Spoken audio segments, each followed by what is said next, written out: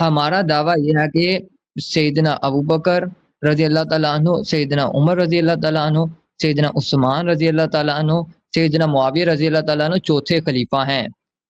سیدنا علی رضی اللہ تعالیٰ عنہ چوتھے خلیفہ. جی سیدنا معاویہ چوتھے خلیفہ ہیں، سیدنا علی چوتھے خلیفہ نہیں. جی یہ ہمارا میرا نظریہ ہے. یہ تو بڑا عجیب غریب دعویٰ ہے آپ کا. یہ تو اہل سنت میں آج جتنے موجودہ اہل سنت ہیں دنیا میں، تو میں پہلی بار سن رہا ہوں. پرانے حوالے مجھے پتا ہے پرانے دور میں کس نے کہا ہے کہ خلیفہ راشد ڈائریکٹ چوتھا معاویہ کو لے آئے. اور عام طور سے بات بھی مشہور کی جاتی ہے کہ امام احمد پہلے شخص ہیں جنہوں نے تربو والی بات لائی.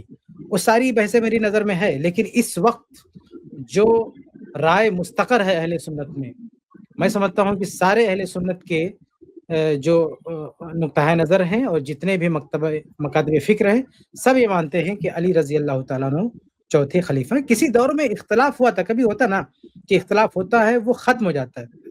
تو جیسے امام ذہبی وغیرہ کہتے ہیں نا کہ استقر الامر علی ھذا، یعنی اب اس بات پر سب کا اتفاق ہو چکا ہے. تو آج کی ڈیٹ میں یہ سمجھتا ہوں کہ پوری اہل سنت کے تمام مکاتب فکر کا اس بات پہ اتفاق ہو چکا ہے کہ علی رضی اللہ تعالیٰ عنہ چوتھے خلیفہ تھے. پرانے دور میں اختلاف تھا، اس سے مجھے انکار نہیں.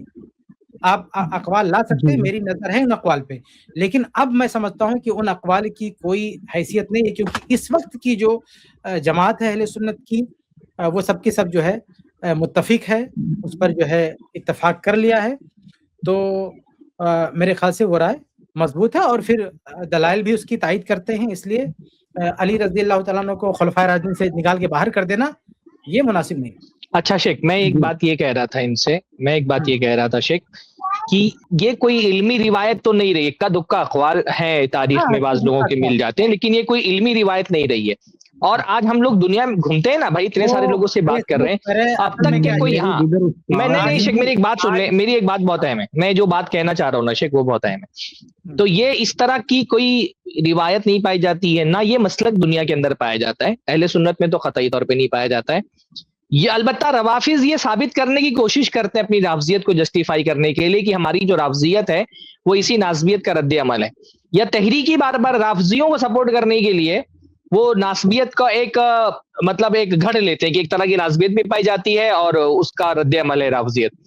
تو میں یہ کہہ رہا ہوں نا کہ یہ ان بھائی کے بارے میں مجھے شبہ کیا سمجھیے کہ 80-90% یقین ہے کہ یہ کوئی رافضی ہے، یا تو مکمل رافضی ہے یا تو نیم رافضی ہے. اور یہ جو ایک وہ ہے نا دعویٰ کہ بھائی ناسبی بھی پائے جاتے ہیں، تو وہ اب کھل کر کے تو کہیں پر ناسبیت کو اس طرح سے وہ نہیں بتا سکتے، تو یہ چھپ کر کے اس طرح کا دعویٰ کر رہے ہیں. اس طرح کا دعویٰ یہ اس لیے کر رہے ہیں تاکہ یہ ثابت کیا جا سکے ہاں بھائی یہ بھی ایک فکر ہے.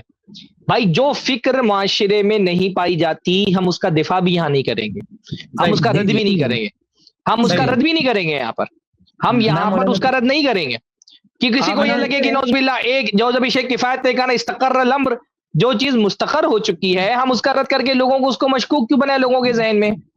نہ تو رافضی ایسے مسئلے والے، نہ اہل سنت میں جب کوئی ایسا طبقہ پایا ہی نہیں جاتا ہے تو ایک آپ کا اکیلے اگر کوئی مسئلہ ہے تو ہم اس کو ڈیبیٹ کا موضوع نہیں بنائیں گے. بھائی ہم جو چیز امت میں مختلف ہی نہیں ہے ہم اس پر آ کر کے ڈیبیٹ کریں. ہماری یہ حیثیت ہے کہ ہم جا کر کے حضرت علی کو ثابت کریں گے وہ خلیفہ راشد ہے کہ نہیں ہے، تو ہم اس کو اپنی اسٹریم میں جو چیز مختلف ہی نہیں ہے اس کو ہماری اختلافی اسٹریم میں آ کر کے اس کو ڈیبیٹ کا موضوع نہیں بنائیں گے، ہم اس پر ڈیبیٹ نہیں کریں گے. آپ کو اگر کوئی شبہ ہے، آپ دیکھو آپ اکیلے آدمی ہو نا، آپ اپنے مسجد کے امام سے اپنے علاقے کے کسی عالم سے مل کر کے بات کر لو.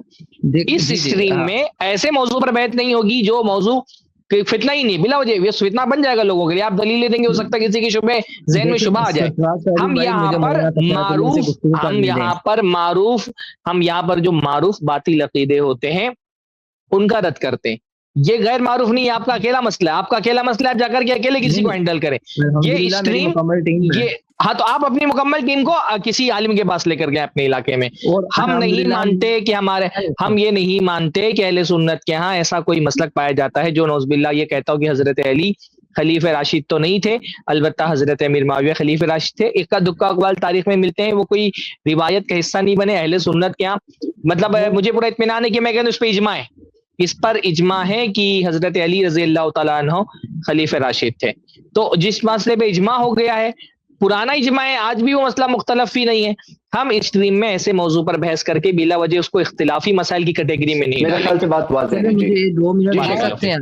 آپ سے سنیں گے نہیں، آپ کی نہ کوئی بات سنیں گے نہ کوئی دلیل سنیں گے. اس موضوع پر اس اسٹریم میں بات نہیں ہوگی، کوئی دلیل نہیں آپ کی سنیں گے. ہم یہی نہیں مانتے کہ ایسا کوئی مسلک پایا جاتا ہے، ہم یہی نہیں مانتے ایسا کوئی مسلک پایا جاتا ہے، تو ایسے موضوع پر اس اسٹریم میں بات نہیں ہوگی. یہ بہت کلیئر کٹ ہمارا موقف ہے الحمدللہ. اور اس سے بھی بڑی بات آپ کا کوئی کمنٹ؟ جی کچھ لوگ جو ہے چیلنج کرتے ہیں کہ ایمان ابو بکر پہ مناظرہ کرنا ہے. بھئی ایمان ابو بکر پہ کیوں مناظرہ کرنا ہے؟ اتنی بالاتر شخصیت ہے، اس کی محتاج نہیں کہ ابو بکر صدیق رضی اللہ عنہ کا ایمان ثابت کرنے کے لیے ہم مناظرہ کریں. تو یہ جو اہل سنت میں جو متفق علیہ مسائل ہیں اس پہ ہم جو ہے ڈیبیٹ کے قائل نہیں، بلا وجہ اس میں بحث کی جائے.